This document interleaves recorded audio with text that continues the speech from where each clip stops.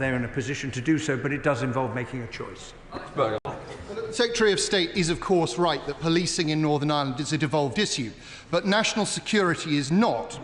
If we look at policing right now at an all-time low, we're reminded that his party's manifesto made explicit commitments to improve public services in Northern Ireland. Will the government commit to ensure that there is policing in Northern Ireland sufficient to keep the people of Northern Ireland safe and to maintain national security? And will he commit to protect the additional security funding of £32 million a year that comes direct from HMT? Well, on the latter point that the honourable gentleman raises, he just has to wait a week to see what the budget produces. But I would simply say to him that the PSNI and the security services and others do an outstanding job in Northern Ireland protecting the people of Northern Ireland from terrorist threats, and we should all support them in that endeavour. Democrat spokesperson Al Pinkerton. Thank you, Mr. Speaker. The Budget Sustainability Plan highlights that Northern Ireland has been systemically underfunded, with the Fiscal Council estimating a shortfall of between 300 to 4 million annually since 2022. Meanwhile, the Northern Ireland Executive reported a 559 million overspend between 2022 and 24. Can the Secretary of State outline what measures the Government is taking and will take to address Northern Ireland's immediate budgetary pressures, ensure long-term financial stability, equitable funding and, crucially, guarantee sustainable public services?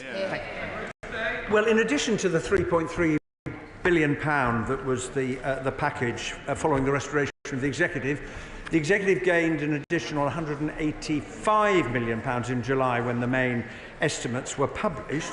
And in order to avoid having to repay the debt that the honourable member refers to, they have to put their finances on a sustainable path, deliver a balanced budget and raise the additional revenue, £130 million, that they committed to do when the deal was done. The Fiscal Council's view is 124% to the right funding. For 5, Mr. Speaker.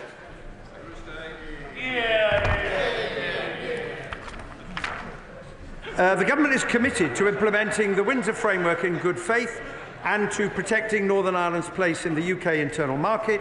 We continue to take forward policies set out in safeguarding the Union, including most recently the establishment of the Independent Monitoring Panel and the publication of guidance under Section 46 of the UK Internal Market Act.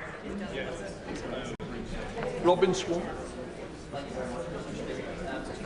Concern in regards to the supply of medicines again to Northern Ireland. The British Generic Medicines Association says there's an absurd situation where shortages will be due to bureaucracy because of the UK-only labelling that is required for medicines going into Northern Ireland. Mr. Speaker, the government say they're relaxed that that deadline will be made. Is the Secretary of State relaxed in regards to the continued supply of medicines coming into Northern Ireland? Well, I would say to the honourable gentleman it's really important that medicines that are required continue to be supplied. The industry has had quite a period of time to make arrangements to ensure that the labelling rules are met, and I hope very much in the time that is available, those companies that haven't done so will do so. Sammy Wilson. Question number 6, Mr. Speaker. Having carefully considered the results of the consultation with industry, the Government decided not to proceed with the introduction of mandatory not-for-EU labelling in Great Britain from the 1st of October 2024. Instead, we will take the powers necessary to apply not-for-EU labelling in the future if that is required to secure supplies in Northern Ireland. Sammy Wilson. The result of the Northern Ireland Protocol signed by the previous government has been to create an economic border between Northern Ireland and Great Britain, and also the imposition of EU law, which has created a problem for the supply of goods to Northern Ireland. The Labour Party, when in opposition, supported the idea of food labelling as a way of avoiding an interruption of supply of food goods from GB to Northern Ireland. Why has the government now reneged on a promise which it supported in opposition, and what will be the trigger for this imposition if it's needed? Well, the consultation on UK-wide labelling led the industry to say this will impose huge cost on us and therefore cost on consumers, raising the price of goods. The purpose is to ensure that goods are not delisted in Northern Ireland. That is why we are going to take the power to ensure that if there is any evidence that that is happening, then the labelling requirements that were set out in Safeguarding the Union can be applied, including on individual products on a sectoral basis. Just a second, come back to Josh Newbury. He's just going to ask his question. Thank you, Mr. Speaker. Businesses in my constituency of Cannock Chase tell me they're facing increased red tape and costs when importing from or exporting to Northern Ireland. So could the Secretary of State confirm that he is committed to unfettered access for goods moving from Northern Ireland to Great Britain? I certainly can confirm that, and it indeed is set out in legislation in the UK Internal Market Act. Mr. Speaker. Minister. I congratulate my honourable friend on her new role as the leader of the SDLP, and I thank her for raising this really important issue. 7 women and girls have been killed violently in Northern Ireland this year alone. This is devastating. I've discussed the importance of action on violence against women and girls with the First and the Deputy First Minister, and I welcome the Northern Ireland Executive making this a priority in their programme for government and the new strategic framework. Claire Hannah. Thank you, Minister. Mary Ward in my constituency became the 4th woman to be murdered in just 6 weeks in Northern Ireland. It remains one of the most dangerous places in Europe to be a woman, with a femicide rate that is twice the rate of that of Britain. And we need to think very deeply about the type of society we have created that is manifesting in this way. The publication of the Northern Ireland Strategy on Violence Against Women recently was overdue and very welcome. Does the Minister agree with me that the funding and human resources attached to that strategy must be proportionate with the urgency and the deep roots of this issue, and will she support the Executive as they review the sentencing and judicial processes that are contributing to these very preventable deaths? My thoughts are with the family and friends and all those affected by the murder of Mary Ward. Every woman deserves to feel safe. There is what's been called an epidemic of violence against women and girls in Northern Ireland, and I do join with the member in welcoming the new strategy. We need stronger action by the justice system, more support for frontline services, tackling harassment wherever it is, in homes, schools, workplaces and on our streets, and challenging and changing misogynistic attitudes and behaviours. That will need urgent action, working together. This government stands ready to do this. Sir David Davis.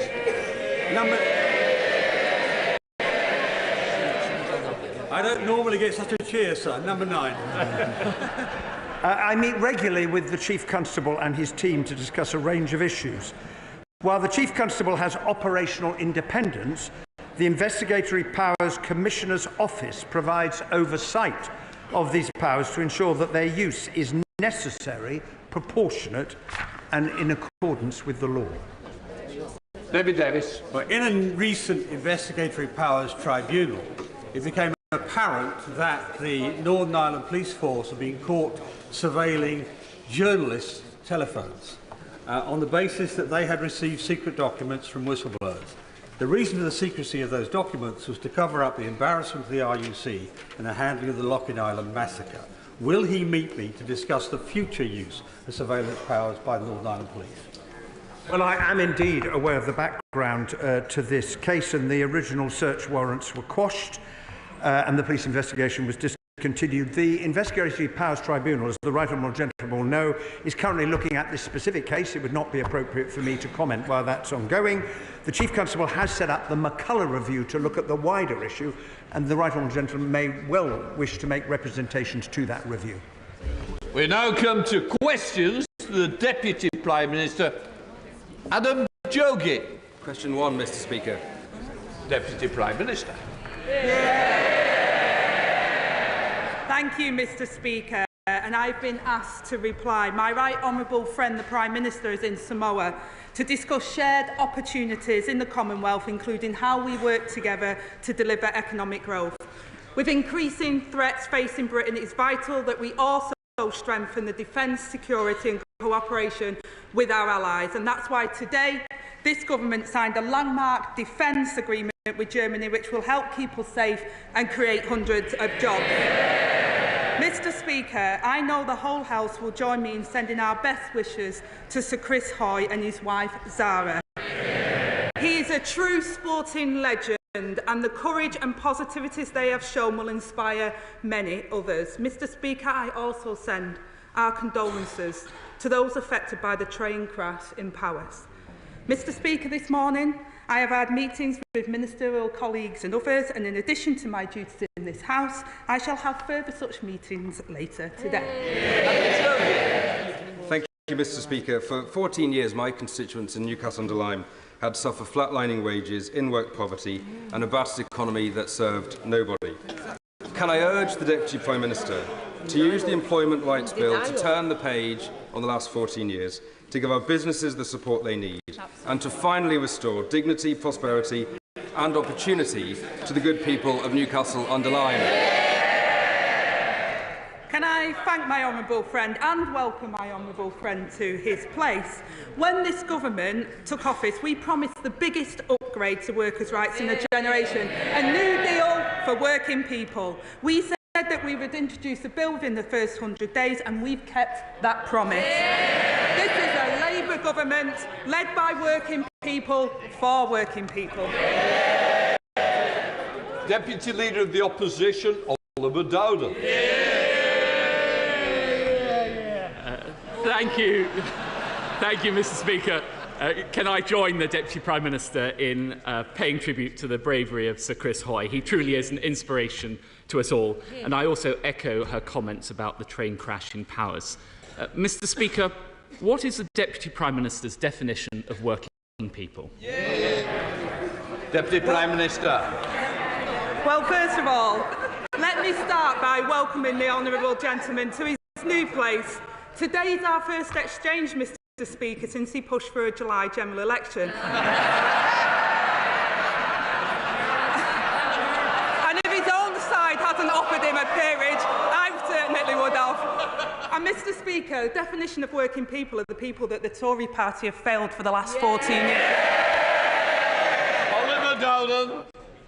Well, the Deputy Prime Minister stood on a manifesto promising not to raise taxes on working people. It now appears she can't even define who working people are. So I'll give her another go. There are 5 million small business owners in this country. Are they working people? Yeah. Deputy Prime Minister. Mr. Speaker, I don't know how the shadow Deputy Prime Minister can stand there with a straight face when it was the small businesses, the working people of this country that paid the price of them crashing the economy, sending interest rates scoring. I think he needs to learn his own lessons in opposition. Oliver Dowden. Well, I think the whole House will have heard the Deputy Prime Minister disregard 5 million hard-working small business owners.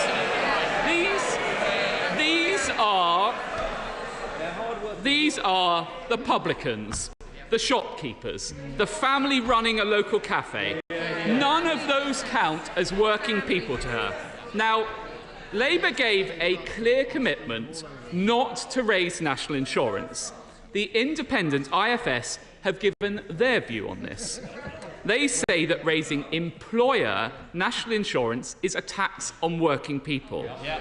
Even the Chancellor said that raising employer national insurance was a jobs tax that will make each new recruit more expensive and increase the cost to business.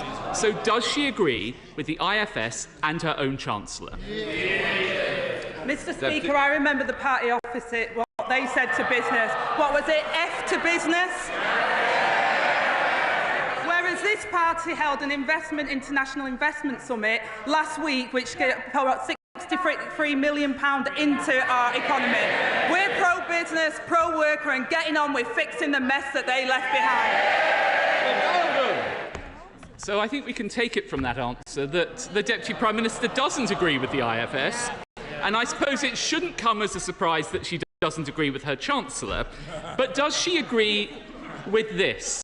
And I quote, "Working people will pay when employers pass on the hike in national insurance."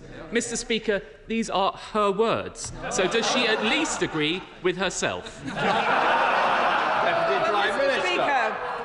I'm incredibly proud of is this week, this government brought in a new employment bill, which will raise the living standards of 10 million workers. Would the Shadow Deputy Prime Minister like to apologise for the hiking taxes, 70-year hiking taxes that he put on working people, the crashing of the economy and the disaster that he left behind? Well, she mentions her policy. Let's be clear, it's a £5 billion hit to the British economy, and that's her own assessment. Mr. Speaker, I think that following these answers, there will be millions of working people now even more worried about the tax rises coming their way in next week's budget. But as this is our last exchange across the dispatch box,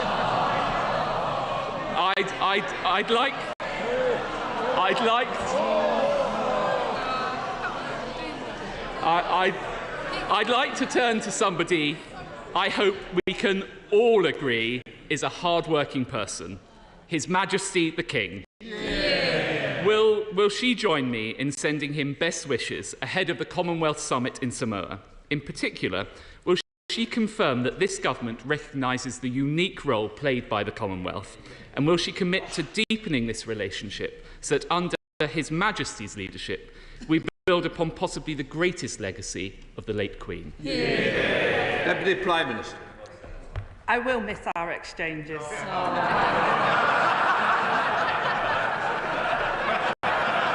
battle of the gingers, the late nights voting, and in that spirit, Mr. Speaker, I will agree with my right honourable friend.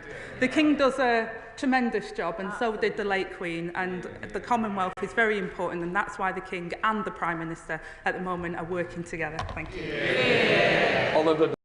Well, I thank the Right Honourable Lady for that answer. Our Commonwealth family is brought together by historical and cultural ties, indeed much like the pair of us. But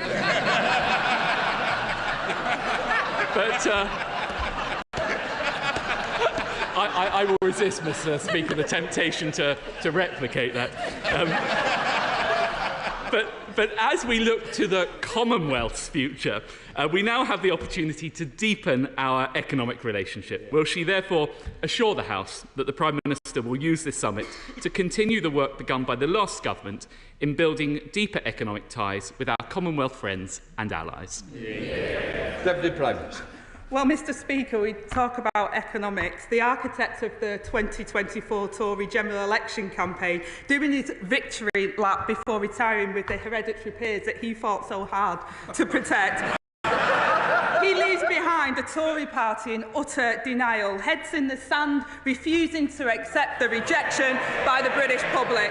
Their plan for Britain, Mr. Speaker, includes scrapping the minimum wage, cutting maternity pay and tax breaks for the big oil companies.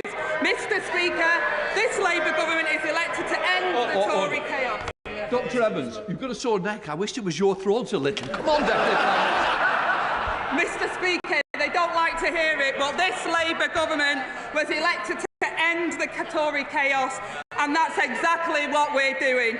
£600 more in the pockets of insecure workers, 30,000 new dads given paternity leave, and 10 million working people better off. While their so-called leadership candidates argue about what went wrong, this Labour government is getting on with rebuilding Britain. Rachel Maskell. Thank you, Mr. Speaker. I, like many MPs, have heard many heartrending stories of constituents who have had poor end-of-life support. Yet, had palliative care been available alongside an end-of-life plan, their experiences could have been so different. Would the Deputy Prime Minister agree to set up a commission for palliative and end-of-life care so that everyone can access the very best support when terminally ill and have a peaceful and dignified death? And will she meet to discuss it?